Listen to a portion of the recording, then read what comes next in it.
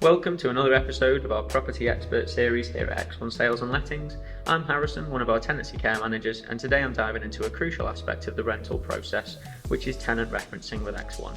No matter if you're a prospective tenant or a landlord, understanding the referencing process can make all the difference.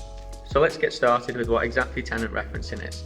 Tenant referencing is like a security check for landlords to make sure that they rent out their properties to reliable and trustworthy tenants who meet the affordability criteria of the property and are then unlikely to fall into any rental arrears. Whilst the referencing process can vary from different providers and landlords, most of what you will need to provide is the same. Today we'll be providing you with an overview of the basics of tenant referencing at X1. Tenant referencing consists of many stages and is important for checking a tenant's affordability to rent and highlighting any past renting issues. In order to obtain our referencing checks, we partner with Let Alliance, a referencing specialist. Tenant referencing consists of many stages and is important for checking a tenant's affordability to rent and highlighting any past renting issues. In order to obtain our referencing checks, we partner with Let Alliance, who are a referencing specialist.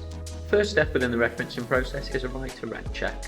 Now, a right to rent check is the process of proving you have the legal status to live and work in the UK.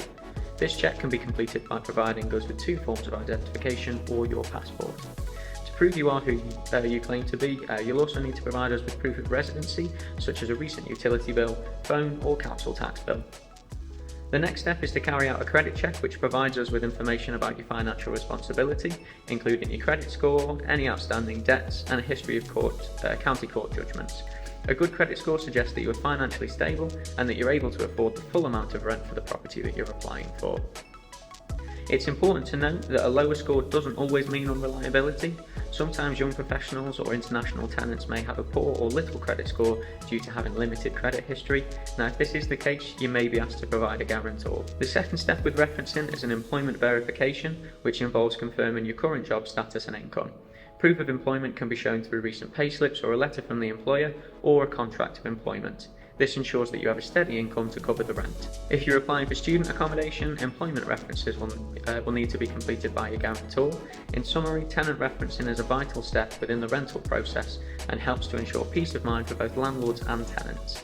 It's all about finding the perfect match and ensuring a positive rental experience. If you have any questions or need any help with referencing, our team at X1 is here to help. Stay tuned for more useful information in our next episode of X1 Property Experts.